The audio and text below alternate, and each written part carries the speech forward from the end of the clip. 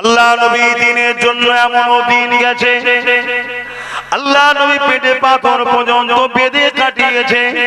আল্লাহ নবী দিনের জন্য এমন দিন গেছে, আল্লাহ নবী সিজদায় পড়েছে।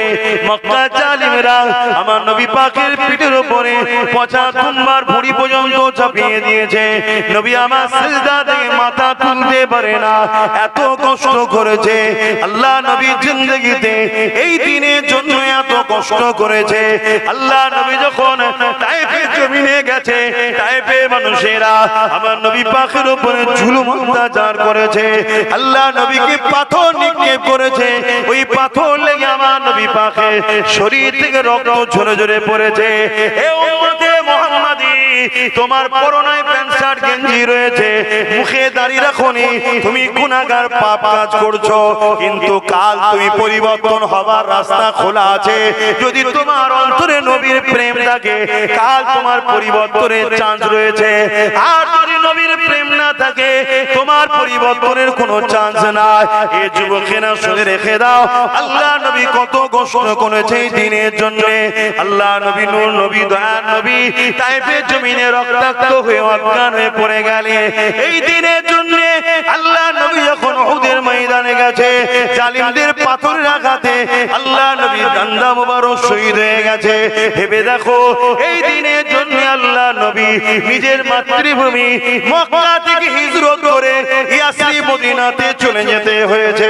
এই দিনের জন্য আল্লাহ নবীকে পাহাড়ে গিয়ে গাছের পাতা ফলমূল খেয়ে মাসকে মাস থাকতে হয়েছে। আজকে দিনে কোন এক শক্তি পাওয়ারের জোরে আমার মসজিদ, আমার মাদ্রাসা, আমার কবরস্থান, আমার ঈদগাহকে ভেঙে দিতে চাইবে। আর সেই শক্তিকে এই বাংলায় কেউ সহযোগিতা করবে, এই দুই শক্তি মসজিদ মাদ্রাসা দ্বীন ইসলামের দুশমন হবে। আর তুমি আমি যদি এই মাদ্রাসা মসজিদ দ্বীনের দুশমনকে সাথ দিই, মনে রেখে দিও আল্লাহ নবীর হাদিসটা মনে রেখে দেবে। প্রায় জায়গায় বলেছি, আজও বলে দিচ্ছি, কোন মুসলমান যদি জালিমকে জালিম জানার পরও শক্তিশালী করার জন্য ওই জালিমের সাথ দেয়, ওই মুসলমানটা ইসলাম থেকে বেরিয়ে যাবে। শুনছেন? তাহলে আজকে রাসূল কত কষ্ট করলে এই দিনের জন্য, এই কোরআনকে মিটাবার জন্য কত চেষ্টা হয়েছে। এই ভারতবর্ষে হতভাগা আকবর দ্বীনে ইলাহি বার করেছিল কোরআনকে মুছে দেবে বলে। এই কোরআনকে কত দেশে পুরাবার পর্যন্ত চক্রান্ত হচ্ছে না। আজকে সেই কোরআনকে আমার বাংলার কেউ বলবে কোরআনের মধ্যে সূরা তাওবা 5 নম্বর আয়াতে হিংসা ছড়াচ্ছে, আর তার বিরুদ্ধে আমি তুমি কেস করব, আর রাজ্য সরকার তাকে অ্যারেস্ট করবে না। উপরন্তু এসআইয়ের জন্য কেউ বললে, আন্দোলন করলে তাকে অ্যারেস্ট করে নেবে। তাহলে কি বুঝছেন এই রাজ্য সরকার আমাদের পক্ষে আছে মনে হয়? আরেকটু আগে চলেন, এই সরকারই তো বলেছে কি কোরআন শেষ হয়ে যাবে, আমার উন্নয়ন শেষ। এই কথা আপনারা অ্যাকসেপ্ট করেন? এই কথা অ্যাকসেপ্ট করেন? এই কথা ঠিক বলেছে না ভুল বলেছে?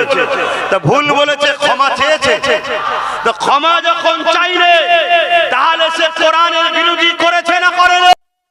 আর কোরআন সে যে সে জালিম না জালিম নয়, জালিমকে যে শক্তিশালী করার জন্য সাথ দেবে ওই মুসলমান, আল্লাহ নবী বলছেন মিশকাত শরীফের হাদিস, ইসলাম থেকে বেরিয়ে যাবে। তাহলে আমি আমার মা বাবা ভাই বোনেদেরকে শিখাবো না যে খবরদার বাপ ভাইয়েরা, মা বোনেরা, বিজেপি যেমন জালিম মসজিদ মাদ্রাসা কবরস্থান ঈদগাহ ভাঙছে, পুরো দেশকে বিক্রি করে দিচ্ছে, দেশের জিডিপি ধ্বংস করে দিয়েছে, জিনিসপত্র দাম আকাশ ছোঁয়া হয়ে গেছে, কন্টিনিউ নারীরা রেপ হচ্ছে। এই অত্যাচারী জালিমকে তোমরা সাথ দিও না, এটা বলার অধিকার বাপ মা ভাই বোনেদের জন্য আছে না? না আওয়াজ দিয়ে বলুন আছে না? না হাত তুলে সাক্ষী দিয়ে বলুন আছে না? না ঠিক তেমনি আমি আমার বাপ মা ভাই বোনদেরকে বুঝাবো না যে যারা জালিম হয় তাদেরকে শক্তিশালী করার জন্য যারা সাথ দেয় তারা ইসলাম থেকে বেরিয়ে যাবে।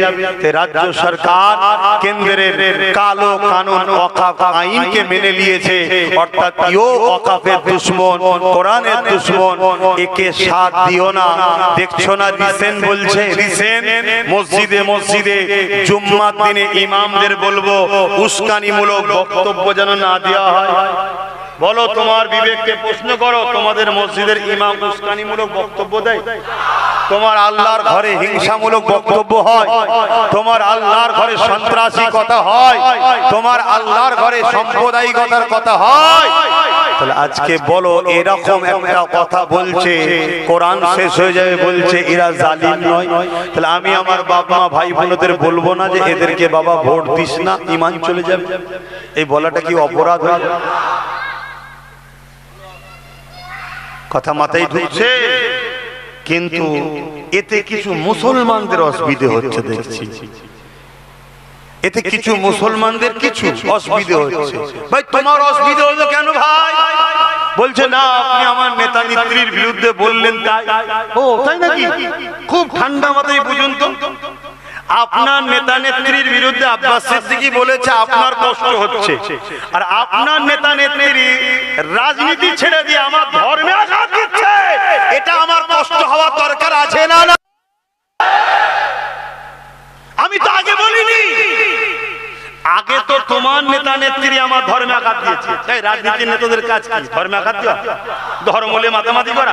তাদের কাজ দেশ কিভাবে চলবে, দেশের মানুষ কিভাবে নিরাপদ থাকবে, দেশের মানুষের শিক্ষা, স্বাস্থ্য, কর্মসংস্থান, বাসস্থান, বিদেশি শক্তি থেকে দেশ কি করে হেফাজত থাকবে, রাজ্যের মানুষের রুজি রুটি, কাজ কারবার, পড়াশোনা কি করে হবে, এই নিয়ে তো ভাবা দরকার নাকি? এটা কি রাজনীতি বলো তো নাকি? এটা হ্যাঁ কিনা বলো? তা ছেড়ে দিয়ে এরা মসজিদ ভাঙার চেষ্টা করছে, মাদ্রাসা ভাঙার চেষ্টা করছে। নিউ টাউনে আমার জায়গায় আমার পয়সায় আমি মসজিদ করব, করতে দিচ্ছে না। উপরন্তু 1100 কোটি টাকা দিয়ে তুমি ধর্মস্থান তৈরি করছো, এটা কি তোমার কাজ?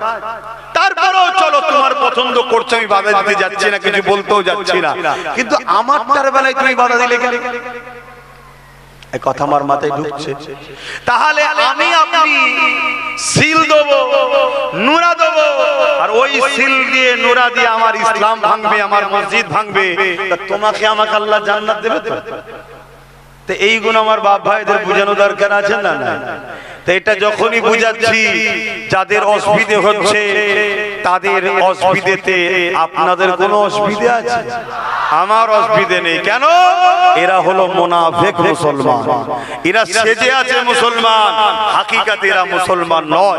কেন? মুসলমান কখনো সব জায়গায় কম্প্রোমাইজ করতে পারে। বাপকে গাল দিয়েছে, চলো, যখন ক্ষমা চেয়েছে বা মিশতে চাইছে মিশে ফেলো। মাকে গাল দিয়েছে, চলো, জায়গা মেরে নিয়েছে, চলো, চাকরি লে নিয়েছে, চলো, টিকিটটা পাওয়ার কথা ছিল আমার উলে নিয়েছে, চলো। সব জায়গায় মুসলমান কম্প্রোমাইজ করে নিতে পারে। মুসলমান যদি কোরআন, আল্লাহ, ইসলাম, দ্বীন, নবীর ব্যাপারে কম্প্রোমাইজ করতে যায়, জেনে লিও ও মুসলমান সূরাতে সকলে হাকিকাতে বেঈমান কাফের হয়ে গেছে। মনে থাকবে তো নাকি? হ্যাঁ, বড় হুজুর দেখলে হবে না, পীরজাদা দেখলে হবে না, মুফতি মাওলানা দেখলে হবে না, দেখতে হবে তার মধ্যে রসুল আল্লাহ আগে না দুনিয়া তাগুদি শক্তি আগে? আচ্ছা বলুন তো বাপ, উদাহরণ দিয়ে একটা কথা জিজ্ঞেস করছি, বিরক্ত হচ্ছেন আপনারা? ধরুন আমার সঙ্গে আরো একটা, আমার সঙ্গে আমার মিতে আব্বাস ভাই, এই যে আমার এনার নাম আব্বাস, আমার মিতে আব্বাস ভাইয়ের সঙ্গে ধরুন আমার আর আব্বাস ভাইয়ের কথা কাটাকাটি হচ্ছে, কথা বুঝে আসছে? এখন আপনি যদি আমার পক্ষ নেন, তার মানে আব্বাস ভাইয়ের থেকে আপনি আমাকে বেশি প্রাধান্য দিলেন, তাই তো নাকি? ঠিক না বেঠিক? আর যদি আমার না নিয়ে আব্বাস ভাইয়ের নেন, তার মানে আমার থেকে বেশি প্রাধান্য তাকে দিয়েছেন, তাই তো নাকি? তাহলে কেউ যদি বলে আমার কোরআন, আল্লাহর কোরআন শেষ হয়ে যাবে, আমার উন্নয়ন শেষ হবে না, আর এই জায়গায় আপনি যদি তার পক্ষপাতিত্ব লাই, তার মানে আপনি কোরআনের থেকে তাকে বেশি গুরুত্ব দিলেন। আমার কথা বুঝতে পারছেন? ধরুন বাপ আর মা সংসার জীবনে কথা কাটাকাটি হয় না, হয় না। ধরুন কোনো কারণে কথা কাটাকাটি হচ্ছে, আর ছেলে বাপের পক্ষ নিল, তার মানে কি মায়ের থেকে ছেলে বাপকে বেশি গুরুত্ব দিয়েছে। আর ধরুন মায়ের পক্ষ নিল, তার মানে বাপের থেকে মায়ের গুরুত্ব বেশি নিয়েছে। এই জায়গায় কেউ আমার মসজিদ মাদ্রাসা ভাঙতে চাইছে, আপনি সেই জায়গাতে তার বিরোধী না করে তার পক্ষ নিয়েছেন, তাকে সাপোর্ট করছেন, তাকে শক্তিশালী করছেন, তার মানে এটা প্রমাণ হলো আপনার কাছে মসজিদ মাদ্রাসা থেকেও এই মসজিদ মাদ্রাসা দুশ্মনদের গদি বাঁচানোটা আগে। কি গো, ঠিক বলছি তো নাকি? যারা মসজিদ মাদ্রাসা ধ্বংস হয় হয়ে যাও, কবরস্থান চলে যায় চলে যাও, বাপ দাদার কবরের উপর সিনেমা হয় হয়ে যাও, আমার দুনিয়ার জালিম নেতার গদি না চলে যায়, এই রকম মেন্টালিটি যে মুসলমান মসজিদ মাদ্রাসাতে পক্ষে না দাঁড়িয়ে মসজিদ মাদ্রাসার দুশমনের পক্ষে দাঁড়াবে, আপনার ঈমান কি বলছে? ইসলাম তো বলছে তার ঈমান নেই, আপনার কি মনে হচ্ছে থাকবে? আমি আপনাকে বলবো, লোভ করবেন না,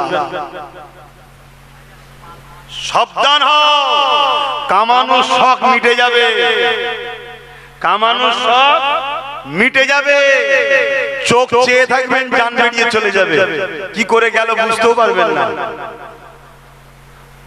শুনছেন তো?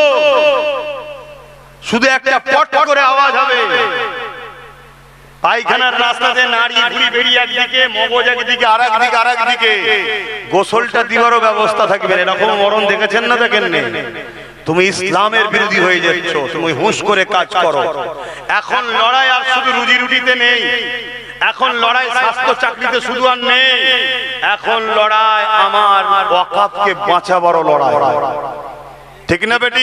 তাহলে সেই জায়গায় তুমি যখন দেখছো এই জায়গাগুলো শিওর নওশাদ সিদ্দিকী কামিয়াবি হচ্ছে, সেই জায়গায় তোমাদের সবার তো ঐক্যবদ্ধ হওয়া দরকার। হ্যাঁ, বাকি জায়গাগুলো না হয় ভাবা চিন্তা করা যেতে পারে, কমসে কম একটা ছেলে বিগত দিন লড়াই করছে না, করেন? আজকে ওয়াকাফ নিয়ে বাঁচাবার জন্য কেউ কেস করেছে? সেই নওশাদ সিদ্দিকী কেস চালাচ্ছে, এসআইআর নিয়ে যাতে মানুষ হাইরান না হয় তার কেস আজও চালাচ্ছে। এবং আমি আগেও বলেছিলাম, আজও বলেছি, যাদের নাম ডিলিট হয়েছে তাদের উপরে জুলুম হয়েছে। আপনার যদি 2002 লিঙ্ক এবং বৈধ নাগরিক আপনি হন, আপনার উপর যদি জুলুম হয়ে থাকে, আগেও যে কথা বলেছি আজও বলছি, আপনি ঘাবড়াবেন না, ঘাবড়ে নিজের জীবনের ক্ষতি করবেন না।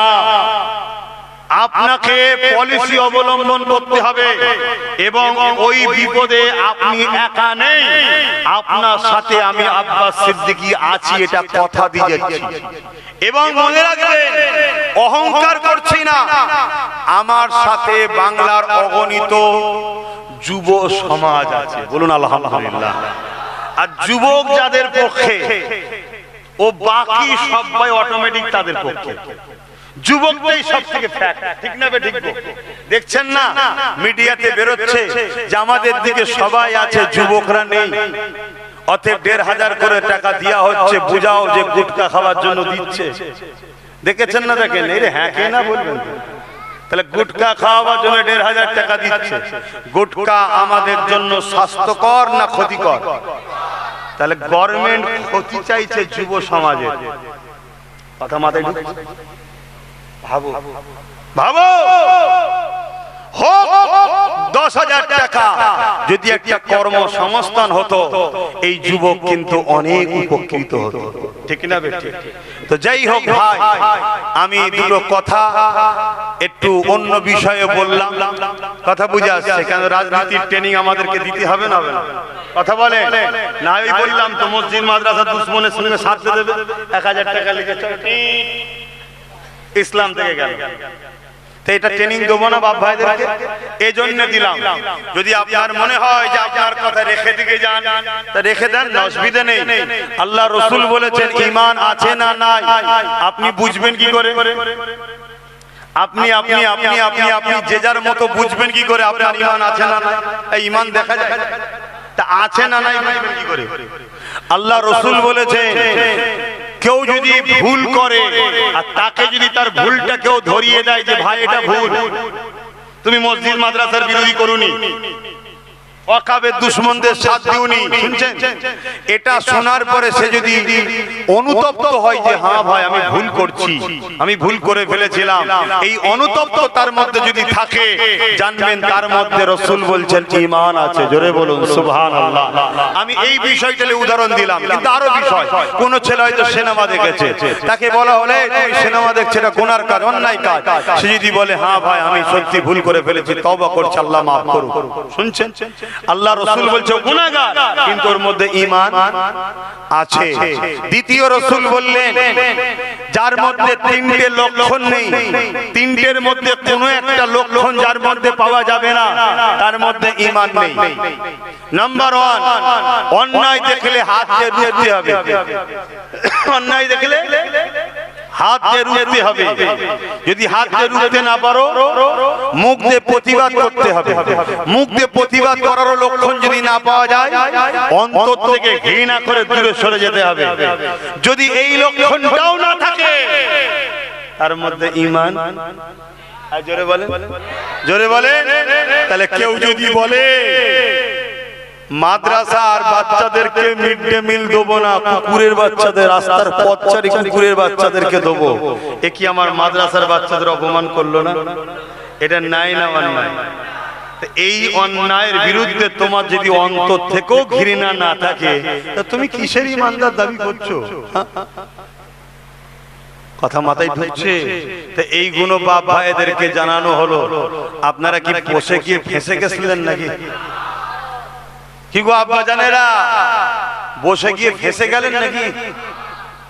একটু সাবধানে থাকবেন, আখরি জামানা।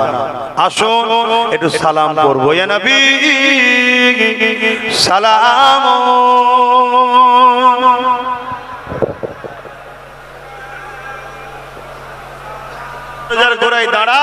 অটোমেটিক আল্লাহ দরজা খুলতেছে। জোরে বলুন সুবহানাল্লাহ। 12টা দরজা যখন খুলে শেষ পার হবে, আর জুলাইখা আম্মা, এখন তো আমাদের আম্মা জান হয়ে গেছে না, তখন তো ছিল না, কিন্তু এখন আম্মা হয়ে গেছে, সম্মান দিয়ে ডাকতে হবে। হযরতে আম্মা জান জুলাইখা ইউসুফ সাল্লামের জামার পিছনটা ধরে ফেলেছে, আর ইউসুফ সাল্লাম টান দিয়েছে, বেরিয়ে চলে গেছে, কিন্তু জামাটা ছিঁড়ে ইউসুফ জুলাইখা আম্মার হাতে রয়ে গেছে। চারিদিকে খবর হয়ে গেছে, বাদশাহ বিচার করতে বসেছে। বাদশার দরবারে অনেক মন্ত্রী তন্ত্রী থাকে না, বুদ্ধি দিবার লোক, তো বুদ্ধি দিচ্ছে, যদি ইউসুফের জামা সামনের দিক ছিঁড়া হয় তাহলে দোষী ইউসুফ, আর যদি পিঠের দিকে ছেঁড়া হয় তাহলে জুলাইখা দোষী। জামা নিয়ে দেখা যাচ্ছে পিছন দিকে ছিঁড়া, বলুন সুবহানাল্লাহ। কিন্তু বাদশার তো নাক কাটা যাবে, কে নাক কাটে যাবে, তাই ইচ্ছা করে ইউসুফ আলাইহিস সালামকে জেলে দিল। কথা বুঝা আসছে? দোষ করে গেল না নির্দোষ? তা তুমি যদি নির্দোষ হওয়ার পরও জেলে যাও, তোমার তো মনে রাখা দরকার আল্লাহ আমার দ্বারা ইউসুফ নবীর সুন্নতের পালনটা করিয়ে নিল। জোরে বলুন সুবহানাল্লাহ। এতে মন খারাপ করার কিছু নেই তো। শুনছেন কি কত নিয়োগ নির্দোষ জেলে যাচ্ছে না, যায়নি? যেমন আমার ভাই নওশাদ ওয়াকাব আন্দোলন করতে গিয়ে জেলে গেল না, গেল না? এই রাজ্য সরকার জেলে দিয়েছিল। তার আগে 42 দিন জেলে ছিল না, ছিল না? কোর্ট থেকে কি প্রমাণ হলো? নির্দোষ, কোনো কিছু করেনি, ঠিক না বেটি? আবার এমনও চোর আছে এই সমাজে, কেউ কয়লা চুরি করেছে, কেউ গরু চুরি করেছে, কেউ আবার রেশনের চাল চুরি করেছে। এরকম আছে না? না, কিন্তু পয়সার জোরে, সেটিং এর জোরে বেরিয়ে চলে আসছে। কিন্তু মনে রাখবে, দুটো জেলে যাওয়া কি এক না আলাদা? আজকে দেখছি তো, আমি দেখছি তো আমার ভাইয়ের সাথে যারা আছে সব ছেলেগুলো জেলে যেচ্ছে, বেরোচ্ছে, এত খুশিতে বেরোচ্ছে, মনে হচ্ছে কালকে আবার গেলেও মনে ভালো হয়। ফুলে টুলে মালা দিয়ে হাত দিয়ে সবাই হই হই করছে, হ্যাঁ ঠিক তো নাকি? হ্যাঁ, কেউ আমার ভাইয়ের সাথীদেরকে বেরোবার পরে কেউ বলেছে চোর? কথা বলেন? হ্যাঁ বলেন।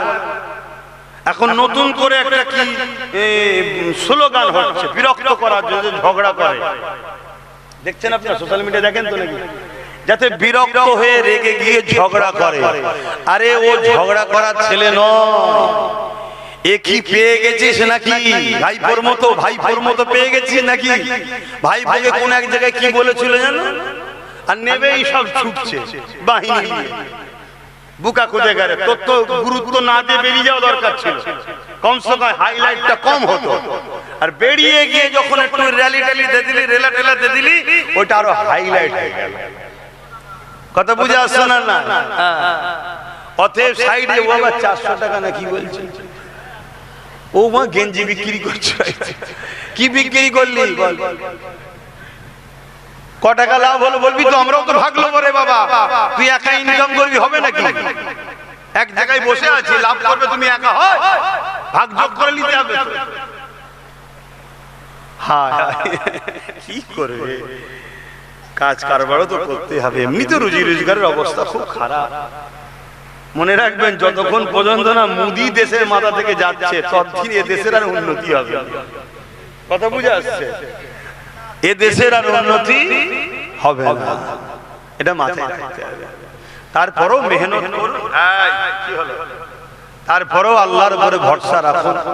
আল্লাহ ডাল ভাত যা খাওয়াচ্ছে অতি আলহামদুলিল্লাহ, বলুন আলহামদুলিল্লাহ।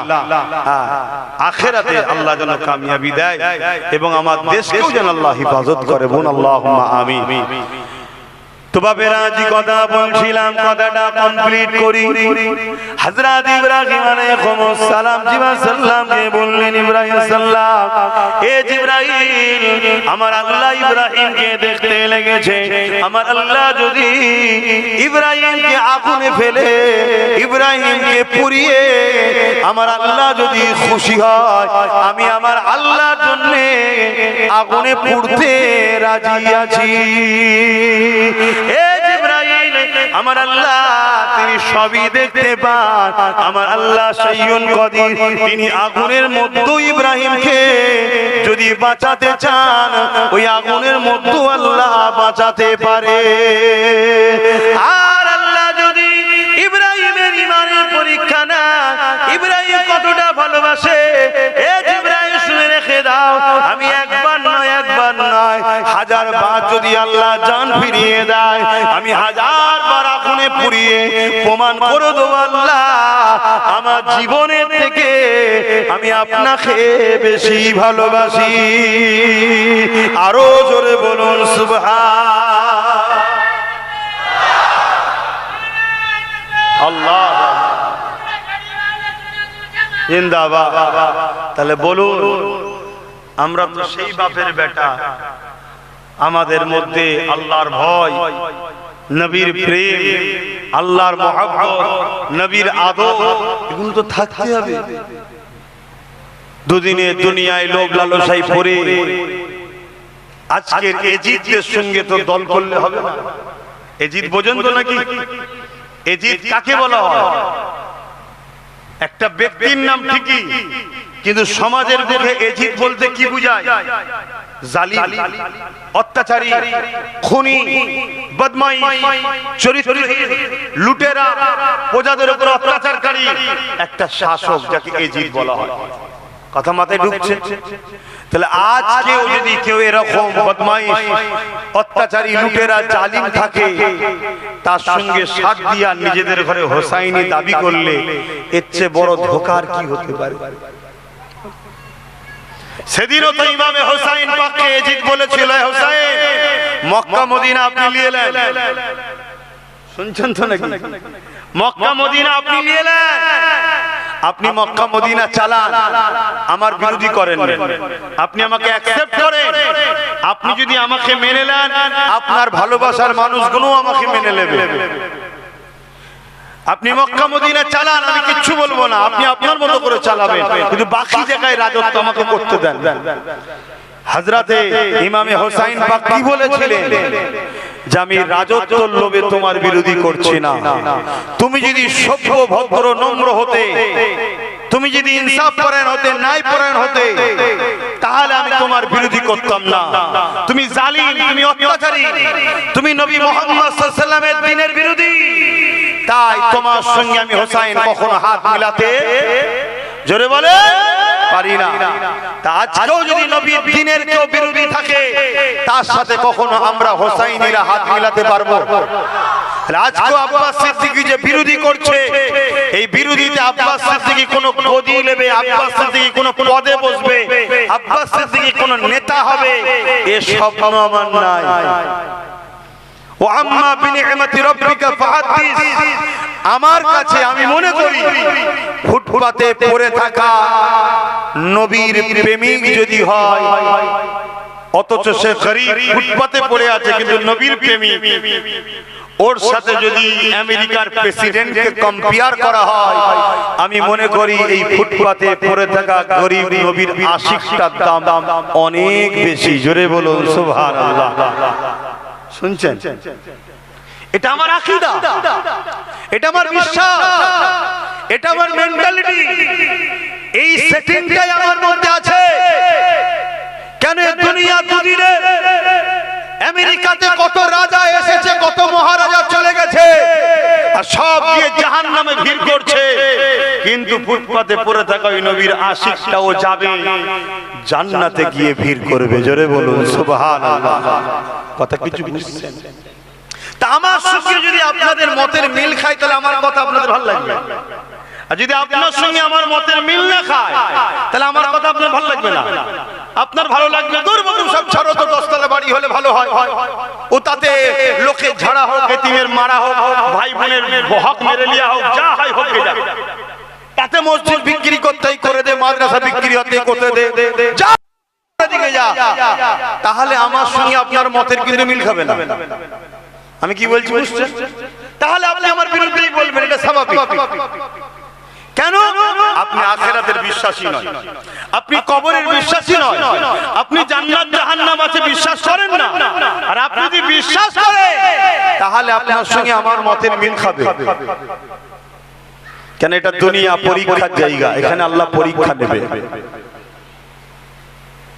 আল্লাহ ছাড় দিয়েছে বলে মনে করবেন না যে ছেড়ে দিয়েছে আল্লাহ। ইতিহাসকে জানতে হবে। অনেক কষ্ট করার পর তোমাদের এই পশ্চিম বাংলা দেগঙ্গাতে ইসলাম এসেছে। অনেক কষ্ট করার পর মসজিদ এসেছে, মাদ্রাসা এসেছে, দাড়ি টুপি এসেছে। আজকে তুমি মুসলিম দাবি করে মুনাফিক গাদ্দারি করে মসজিদ মাদ্রাসাকে যারা মিটাচ্ছে, তাদেরকে শক্তিশালী করবে তোমার মতো নেমো খারাপ গাদ্দার আর কি হতে পারে? কথা বুঝছেন না? একটা লোক বিগত দিন কারোর সঙ্গে মিশেছিল, আজকে আল্লাহ তার কপাল ভালো করেছে, আমি মনে করি তার কপাল ভালো, সে পরিবর্তন হয়ে মসজিদ মাদ্রাসার দুশমনদের ঘরে ছেড়ে ন্যায়ের পক্ষে এসেছে। কথা বুঝে আসছে? আজকে তাকে যদি তুমি গাদ্দার বলো, কোথায় লাগলো? তামটা তোকেই পছন্দ করলো? এতগুলো মাথা পাকা পাকা থাকার পরও ওকে জিজ্ঞেস করো কিছু লাগছে কি?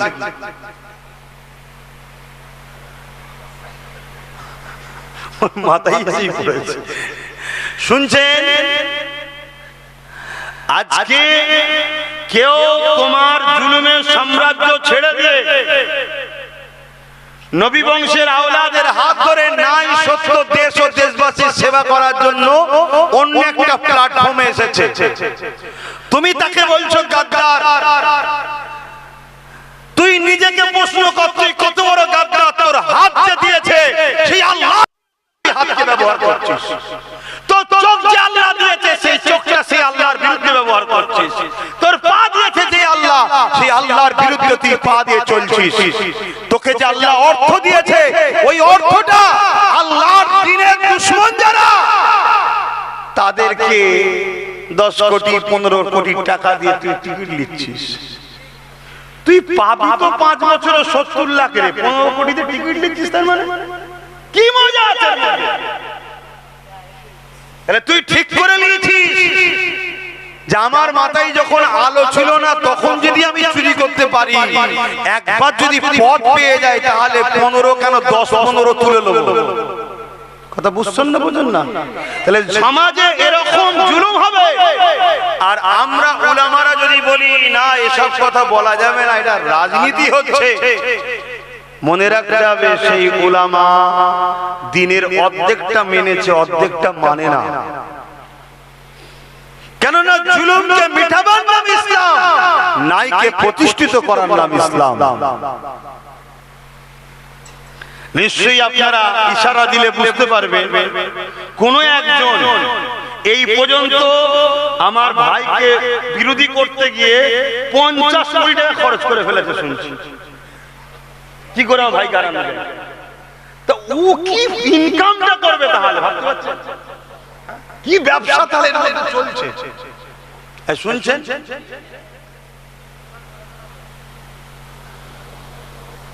তাহলে এই জায়গায় আমাদের মতো লোক যদি ভালো ভালো লোককে ঘরে আস্তে আস্তে না নিয়ে আসে, তাহলে সমাজের মানুষ নিরাপদে থাকবে। আর সমাজের মানুষ যখন নিরাপদে থাকবে না, তখন আমরা নিরাপদে থাকবো। তো এইটা ভাবা কি আমাদের অপরাধ? কিন্তু অপরাধীরা বলবে আমরা অপরাধ, অপরাধীরা ভাবে ভাবুক যা। আপনারা যারা আমাকে ভালোবাসেন আপনারা বলুন আমার কিছু অপরাধ হচ্ছে। আওয়াজটা সবার মধ্যে শুনতে চাইছি, হয় হ্যাঁ বলুন নাই নাই বলুন, যেটা বলবেন সত্য বলুন। আমি কিছু অপরাধ করছি।